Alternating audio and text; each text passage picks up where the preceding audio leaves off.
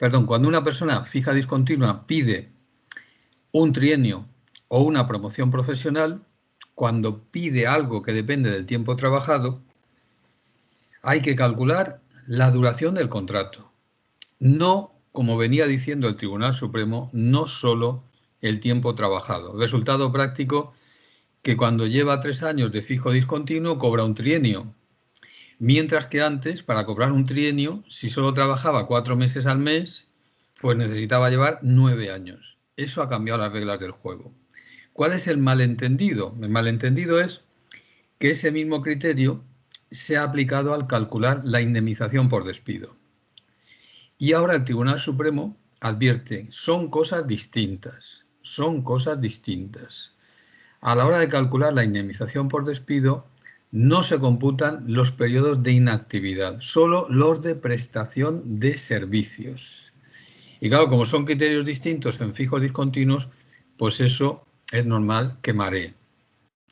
Importante también que en los casos en los que la persona despedida dice, bueno, pero aquí había cesión ilegal, añade el Tribunal Supremo, bueno, pues si había cesión ilegal, la indemnización se calcula con el salario, sea mayor o sea menor, que es el caso, con el salario propio de la empresa en la que usted dice que quiere integrarse. Si al final lo despiden, aunque usted cobrara un salario superior, la indemnización se calcula con el convenio de la empresa en la que usted ha decidido integrarse. Bueno, el año 2020 yo creo que en buena medida, aparte del año de los ERTEs, de la pandemia y de tantas cosas, pues jurisprudencialmente ha sido el año de los permisos retribuidos. Porque diversas sentencias, esto es muy curioso, ¿no? Porque aquí estamos ante una norma vieja y sin embargo en los 2 últimos años han empezado a decirse cosas nuevas. Esto a quien no es jurista le despista mucho. La ley ha cambiado, la ley no ha cambiado. La aplicación de la ley sí ha cambiado como consecuencia de diversas sentencias.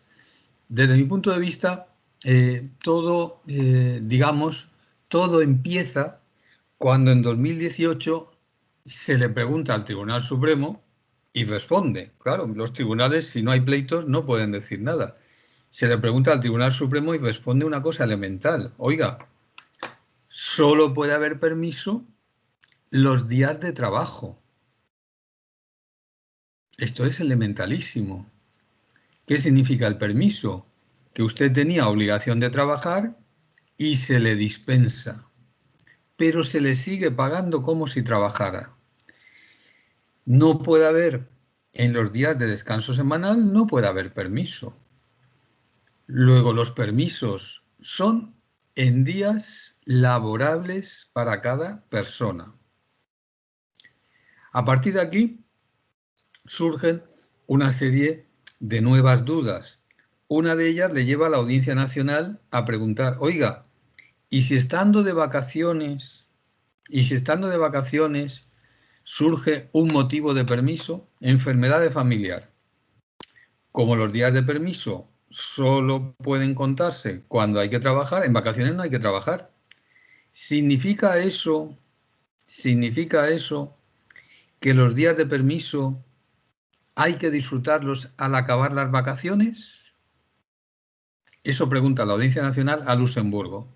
Y el Tribunal de la Unión Europea contesta un poquito lavándose las manos, diciendo, mire, esto de no trabajar pero cobrar fuera de los descansos, esto no tiene nada que ver con el derecho comunitario. No tiene nada que ver con el derecho comunitario. El derecho comunitario no impide que suceda eso que usted me pregunta. Y a partir de aquí, pues hay quienes entienden que ya está cerrado el tema, se pierde el permiso, y hay quienes entienden que no, que todavía queda una última posibilidad, y es la de decir, bueno, pues se paralizan las vacaciones, como sucede con la incapacidad temporal, se paralizan las vacaciones y se disfruta el permiso. Pero claro, Luxemburgo que aparentemente se lava las manos, ha puesto el dedo en la llaga y ha dicho el permiso retribuido requiere que haya obligación de trabajar. Si en vacaciones no hay obligación de trabajar, resulta difícil que opere el permiso. También el Tribunal Supremo, al tiempo que ha aplicado esta doctrina, ha recordado que el Estatuto de los Trabajadores da derechos mínimos y que los convenios solo pueden mejorarlo, no empeorarlo. Luego, si hablan de días naturales y eso lleva a reducir los días de permiso, que siempre son laborables, salvo en matrimonio, el convenio será ilegal. Como mínimo hay que garantizar el número de días de permiso laborables que da el estatuto. Pero, también se advierte, oiga, que los permisos se disfruten y se computen solo días laborables, no puede hacer que se olvide su finalidad. Y carece de sentido disfrutar un permiso cuando ha desaparecido la causa. Ojo, por lo tanto, porque el que se disfrute días laborables a veces supone retrasar respecto de la causa, retrasar el comienzo del permiso, retrasar y dilatar, porque si en medio hay festivos, advierte el Tribunal Supremo, siempre que siga teniendo finalidad, el permiso se disfrutará. Ahora, si ha desaparecido el presupuesto, por ejemplo, enfermedad grave de familiar, y el familiar tiene el alta médica, no digo ya hospitalaria, sino médica, oiga, pues si el familiar tiene el alta médica, ha desaparecido la causa. Y así sucesivamente. Eso lleva a un casuismo inevitable, inevitable. Bien, el siguiente tema tiene que ver con, pues, el tiempo de trabajo, igual que los permisos, pero en mayor medida, el descanso de vacaciones. Llevamos como, diría yo, que 2 años y medio en los que el Tribunal Supremo hace un esfuerzo grande para explicar cómo hay que pagar las vacaciones. Y en buena medida esto es otra vez aplicando jurisprudencia de Luxemburgo. Lo intento yo compendiar una vez más, porque tanto algún tribunal como algún programa de cálculo de nóminas, pues sigue haciéndolo mal. La retribución de vacaciones tiene que calcularse persona a persona. Persona a persona. Es decir, en la misma empresa, durante las vacaciones, puede haber personas que cobren determinados complementos y otras que no los cobren. Tiene que individualizarse en función de lo que a cada persona que toma vacaciones le ha ocurrido durante los 11 meses anteriores. Cuando se inicia un periodo de vacaciones, da igual que sea de una semana, de 2 semanas, de un mes, cuando se inicia un periodo de vacaciones, si se quiere hacer bien, si hay discusión, tiene que examinarse lo ocurrido en los 11 meses anteriores. Regla práctica, como al Tribunal Supremo se le ha ido apretando, pues al final ha dado reglas matemáticas. Seguramente no le gustan, pero las ha dado. Regla práctica. Examinamos 11 meses. Todos los complementos salariales, se llamen como se llamen, todas las partidas retributivas de carácter salarial que se hayan cobrado 6 o más meses, se devengan durante las vacaciones. Y cuidado con el modo de pagar esas partidas, porque algunos programas informáticos todavía siguen promediando. O sea, se cogen un complemento y dice, vamos a ver, en los últimos 11 meses, este complemento, ¿cuánto dinero le ha dado a esta persona? Dividimos entre 11 y eso es lo que corresponde.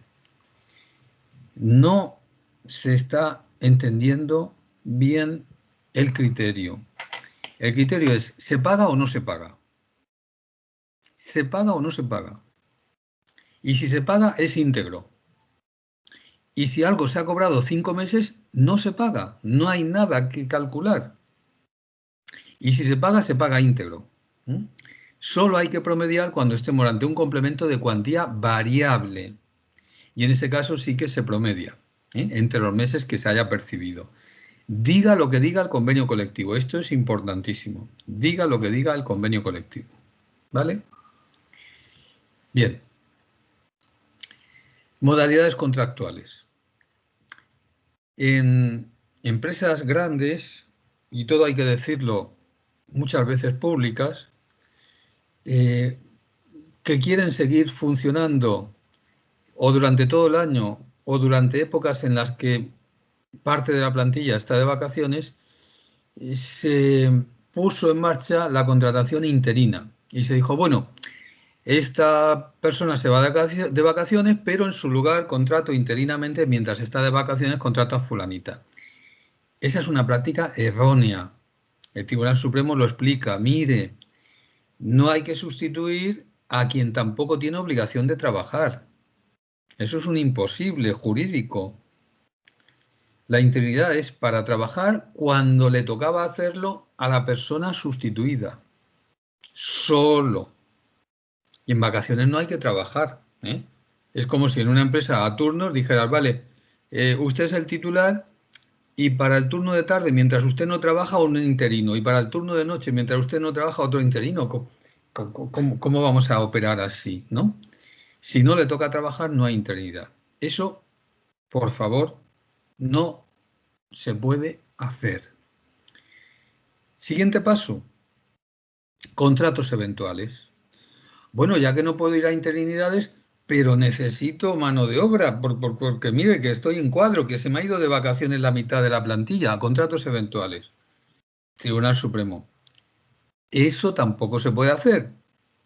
Usted no tiene ahora más trabajo del normal, no tiene acumulación de tareas. Lo que tiene es el desarrollo normal de los contratos de trabajo, que contemplan descansos semanales, descansos anuales. Luego usted tiene que acudir a otras fórmulas, o a lo mejor tiene la plantilla mal diseñada o tiene que acudir a contrataciones a tiempo parcial. Y si es para más de un año, con fijeza a tiempo parcial, ¿no? Esto en algunos sectores cuesta mucho de entender. Cuesta mucho de entender por la idea de que hay una plantilla y cuando falta una pieza de esa plantilla se la sustituye temporalmente. Pero no es faltar jurídicamente el disfrutar de los descansos, que prevé la legislación. Bueno, y llego justo a la hora que yo deseaba, que era 1:30, llego al tema probablemente más complicado y que va a tener más tiempo en mi exposición. Se trata de trasladar la doctrina de una sentencia muy, muy difundida, pese a ser la última del año, en la Sala Cuarta, dictada en pleno, sin votos particulares. Pongo el toro en suerte, pongo el toro en suerte. Aunque no lo parece a veces, nuestro derecho, digo nuestro, la directiva sobre trabajos de duración determinada y el Estatuto de los Trabajadores, contienen lo que el profesor Montoya llama una regla y varias excepciones. La regla es que los contratos son de duración indefinida. Esa es la regla. Mientras que las excepciones, claro, la ley no lo dice así. La ley no lo dice así. Las excepciones surgen cuando después de decir que podrá concertarse, estoy leyendo el 15.1 del Estatuto, después de decir que el trabajo puede concertarse por tiempo indefinido o por duración determinada, ¿vale? Pues se puede elegir. Pero añade, podrán celebrarse contratos de duración determinada en los siguientes supuestos. Luego, principio de legalidad. O el contrato temporal se cuelga dentro de uno de los supuestos legalmente previstos o el contrato está mal hecho. Primer supuesto dentro del 15. Obra o servicio. ¿qué es una obra? ¿Qué es un servicio? O sea, si no supiéramos nada de laboral y nos preguntaran, oiga, ¿qué es un servicio? No prestar servicios, no hacer obras, no construir obras, sino una obra, un servicio, determinados, con autonomía y sustantividad, o sea, que se pueden separar, cuya ejecución es limitada en el tiempo. O sea, que está previsto que empieza y está previsto que acaba, aunque tenga en principio duración incierta. Bueno, pues esto tiene muchas sombras, esto genera muchas dudas. Una de las que se planteaba en su momento y que es la que ahora nos interesa, no otra que la de decir, vamos a ver, cuando una empresa que podemos llamar principal le encarga a otra que podemos llamar auxiliar, que le ayude, que le preste unos servicios, cuando una empresa descentraliza la vigilancia, la limpieza, la atención telefónica a la clientela, el mantenimiento de instalaciones, el funcionamiento informático, la contabilidad interna. Cuando una empresa se auxilia de otras a cambio de algo durante determinado tiempo, eso es lo que en derecho laboral se llama una contrata. Sea esa contrata civil, mercantil o una encomienda de derecho público, cuando hay una empresa principal y una empresa auxiliar, pregunta a la empresa auxiliar que vigila, que mantiene, que limpia, que asesora, que atiende. La empresa auxiliar que tiene un cliente para 1 año, para 2 años, para 3 años. La empresa auxiliar puede decir, bueno, cuando acabe esta contrata no sé lo que habrá. Como no sé lo que habrá, pues ahora busco contrataciones laborales temporales. ¿Puede acudir al contrato para obra o servicio con ese argumento? Diciendo, tengo un cliente temporal, voy a prestarle un servicio que tiene un principio y un fin. ¿Vale? Desde 1997 el Tribunal Supremo, digo desde porque antes mantenía otro criterio, desde 1997 el Tribunal Supremo ha dicho que sí. Ha dicho que sí. Que ese encargo empresarial justifica una contratación laboral temporal. ¿Con qué tope?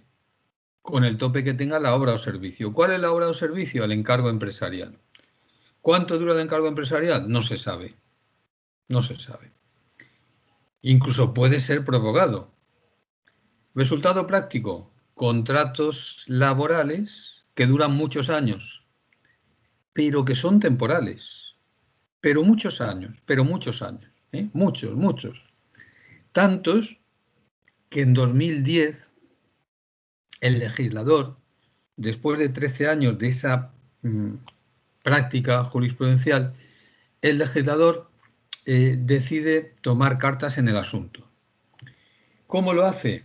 Añadiendo un trocito a la ley y diciendo estos contratos, no las obras o servicios, sino los contratos laborales, no podrán durar más de 3 años o 4 si lo dice el convenio colectivo.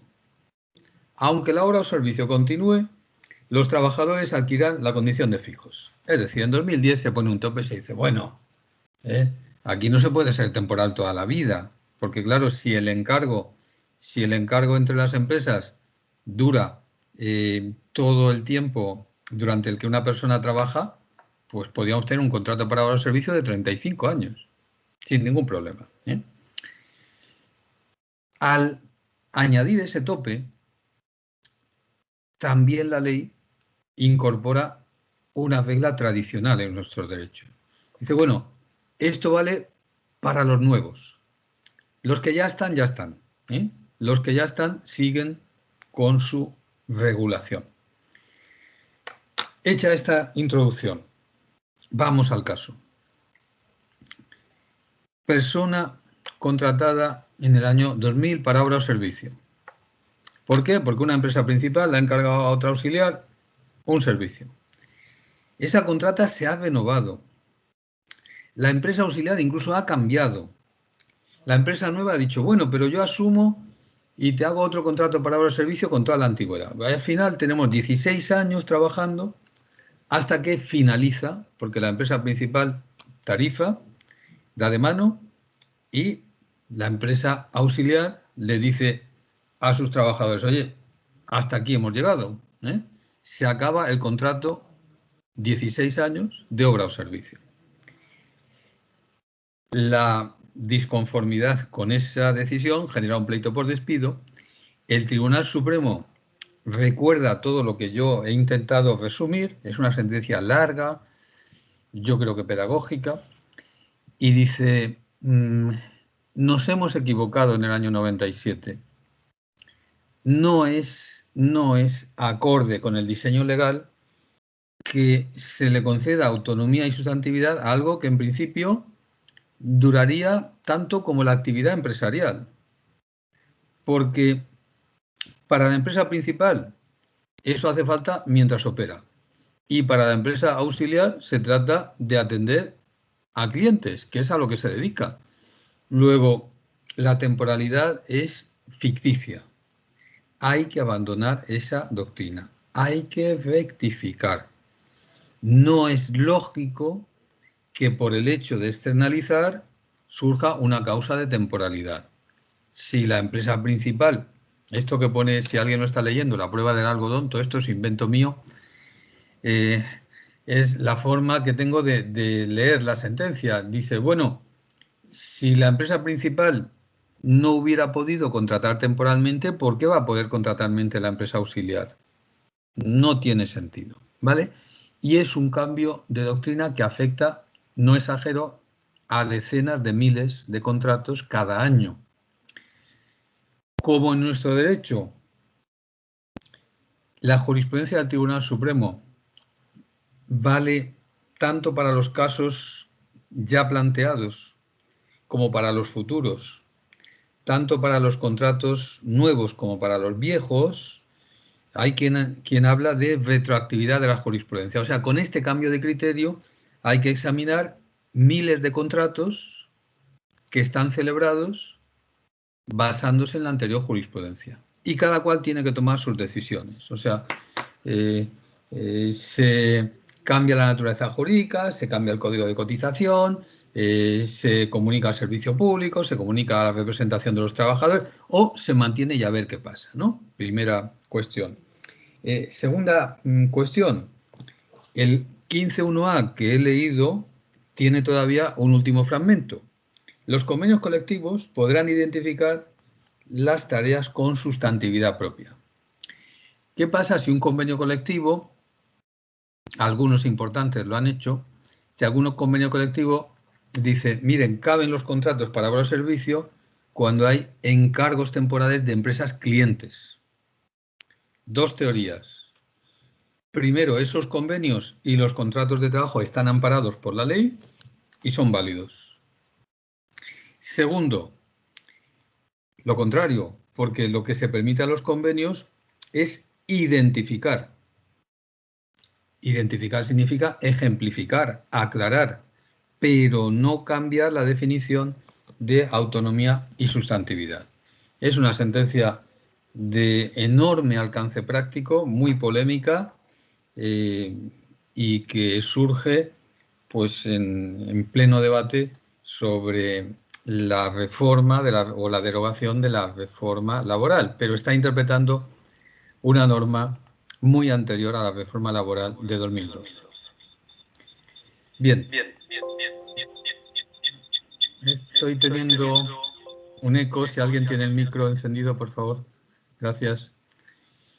En el último tramo de mi exposición, siguiendo con temas de contratación, otra sentencia también del Pleno de la Sala Cuarta ha puesto un poquito de coto a la práctica de pedir mano de obra a las ETTs para actividades cíclicas. Esto sucede en la agricultura. El Tribunal Supremo advierte que si algo es cíclico da lugar a contratación fija discontinua y a la ETT no se puede acudir más que para supuestos en los que cabe la contratación temporal. Y por otro lado, también ha aclarado que como tales las ETTs no pueden acudir a contratar personal fijo discontinuo para ceder a ese personal conforme la clientela se lo va pidiendo, ¿eh? No. O hace contrataciones para cada caso o tiene a personas fijas y va jugando con ellas y cuando no tenga trabajo, pues como cualquier otra empresa, las pasará a un ERTE o pactará jornadas irregulares, pero no puede acudir a la fijeza discontinua, ¿eh? Por lo tanto, digamos que el lugar de la ETT en nuestro derecho queda acotado. No es de pleno la doctrina, lo advierto, por lo tanto, porque me parece una cuestión importantísima y seguramente se reiterará, pero al día de hoy prefiero advertir. La doctrina sobre qué convenio colectivo se aplica a la empresa multiservicios. La empresa multiservicios, que muchas veces se confunde con la ETT, la empresa multiservicios se caracteriza, como su nombre indica, por asumir tareas de auxilio a empresas cliente en diversas actividades.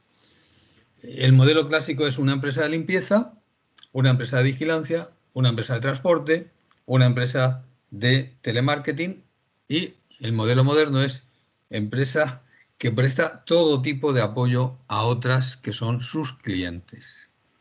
Y la pregunta, cuando la empresa multiservicio limpia, ¿qué convenio colectivo se le aplica?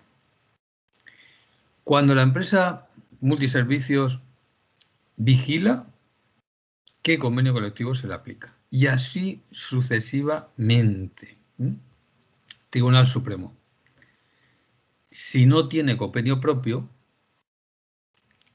en cada caso hay que aplicar el convenio sectorial de la actividad desarrollada. Y eso lleva a una solución parecida a la de las ETTs, que ven cómo contratan y al ceder tienen que aplicar convenios colectivos distintos, ¿eh? Pues aquí, sin decirlo la ley, de ahí la importancia de la construcción jurisprudencial, sin decirlo la ley, el resultado es sumamente parecido. Ha tenido mucha repercusión mediática el criterio del Tribunal Supremo, conforme al cual los pagos en dinero negro, aunque sean consentidos y reiterados en el tiempo, consentidos por la persona que los percibe, constituyen un incumplimiento grave de obligaciones empresariales. ¿Y eso qué significa? Aparte de repercusiones fiscales, de seguridad social, de infracciones laborales contractualmente, que es, digamos, la óptica de hoy, eso significa que la persona afectada, aunque lo haya estado consintiendo, tiene en su mano la posibilidad de activar la extinción indemnizada. Es decir, cansarse y decir, mira, hay un incumplimiento grave, yo me marcho, pero págueme la indemnización del despido improcedente. ¿Vale? Bien, y llego al final. Al seleccionar los temas, pues he tenido que dejar cantidad de cuestiones interesantes surgidas en el último año y he optado, pues igual que en la universidad se hace a veces, he optado no por dar un aprobado general, sino por hacer una repesca y a ver quién puede, ¿no? Digo, bueno, pues a ver quiénes entran aquí. Vamos a hacer una pequeña repesca y a recoger 4 o 5 telegráficamente cuestiones. Ojalá que me equivoque, pero si en 2021 hay despidos colectivos, será muy importante aplicar el criterio sobre cómo sabemos que son colectivos. Eso depende del número de ellos y de la medida de ese número durante determinado plazo. Desde ese punto de vista, cambia un poco la jurisprudencia lo que ha dicho Luxemburgo al final de 2020. Esto de tenemos que ir ahora a 90 días seguidos, que pueden ser en parte anteriores, en parte posteriores, todo posteriores al despido concreto que queramos examinar. También me parece interesante el recordar que siempre, antes de ponerse en marcha, hay que hacer el trabajo de lo que yo llamo el kilómetro cero. Es decir, ¿a dónde quieres ir? ¿Qué equipaje necesitas? Pues esto hay que pensarlo en el kilómetro cero y no lanzarte sin saberlo. Bien, en ocasiones se olvida lo más elemental. Y aquí tenemos un ejemplo. Se está reclamando por una subrogación porque ha habido un cambio en la empresa encargada de realizar tareas de limpieza y es que el convenio colectivo obliga a esto. Claro, el convenio colectivo obliga a eso si es que resulta aplicable.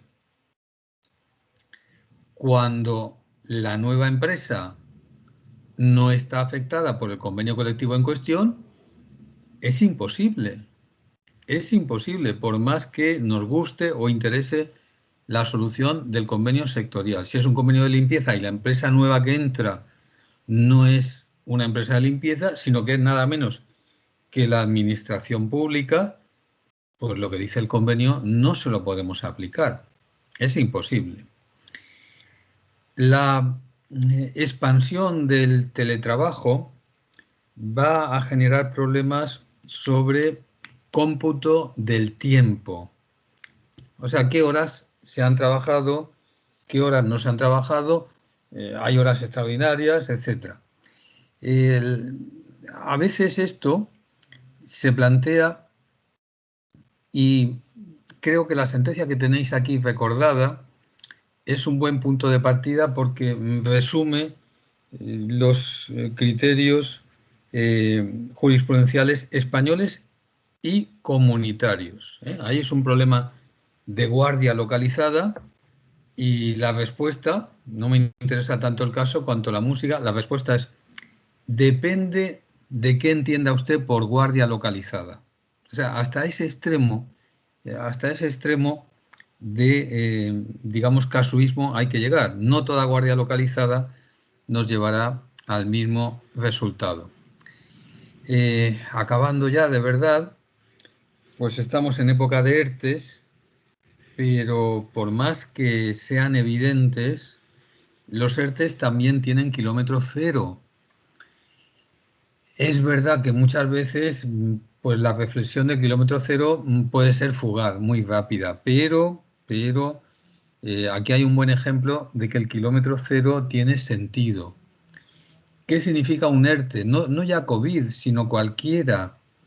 Pues significa que estamos ante un fenómeno coyuntural que tiene principio y fin previsto, hasta el extremo de que si los problemas que se invocan son tan graves que ya se ve que abocan al cierre de la empresa, a la desaparición, al concurso y liquidación, el Tribunal Supremo tiene dicho, oiga, el ERTE es fraudulento. El ERTE es fraudulento, porque esto es prolongar la agonía, no es actuar de buena fe. Es un supuesto extremo, pero ahora que hay tantos ERTEs, me parece que valía la pena, ¿no? También con los tiempos actuales creo que va la jurisprudencia que ha clarificado qué es jurídicamente un correo electrónico. Está todo el mundo con los WhatsApp, con los correos electrónicos. ¿Esto qué es? ¿Esto qué es? Porque el derecho es elefantiásico, es paquidérmico, el derecho es lento a veces en la legislación, torpe otras veces porque corre y se trastabilla. Bueno, las cosas son así. Y las leyes no están siempre acomodadas, de tal manera que nos vamos a las leyes y vemos, se pueden demostrar las cosas con testigos, con documentos, tal. Dice, bueno, con peritos. ¿Y los correos electrónicos qué son? Ah, pues no están, no están. Entonces, no sabemos qué hacer. ¿Reproducen la imagen? No exactamente. ¿Son documentos? Parece que no. Bueno, Tribunal Supremo. Mire, actualmente los correos electrónicos, desde el punto de vista jurídico, son documentos, igual que las cartas que antes nos traía el servicio postal, ¿eh? El peligro que yo veo de esta doctrina es que se está sacralizando y poco menos que se viene a decir, bueno, lo dice el correo electrónico, ¿vale? Pero, ¿qué pasaba con las cartas de papel? Lo dice la carta, bueno, pues muy bien, lo dice la carta, ¿y qué? El destinatario la ha recibido, el que aparece como remitente reconoce que la ha remitido, lo que dice es verdad, esa carta está contradicha por otros medios. Bueno, pues una cosa es que sean documentos y otra cosa es que vayan a misa, ¿no? Y también las nuevas tecnologías pues hacen que empiece a clarificarse de qué modo se puede y no se puede utilizar la información que los dispositivos de geolocalización proporcionan a la empresa. Igualmente, mientras no se aprueba la regulación en ciernes, creo que es interesante, por último, recordar que para el Tribunal Supremo las personas que reparten determinadas mercancías y son activadas a través de plataformas que intermedian, pues en realidad son personal laboral, al menos desde el punto de vista del caso que ha llegado a la sala cuarta. Esta es otra sentencia también dictada en pleno y por unanimidad. Bueno, pues hasta aquí, cumpliendo el horario previsto de a -5 dar paso al coloquio. Hasta aquí las noticias, los flashes que me ha parecido que podía tener sentido en esta sesión un tanto especial y por cuya organización me alegro por esa confluencia de entidades y quedo a vuestra disposición. Sin más, muchas gracias. Muchas gracias a ti, Toño. Bueno, hemos un par de advertencias. Vamos a enviar por el chat la presentación que acaba de exponer Toño Sempere, porque lo habéis pedido más de uno. Y hemos estado grabando la presentación, pero ahora para el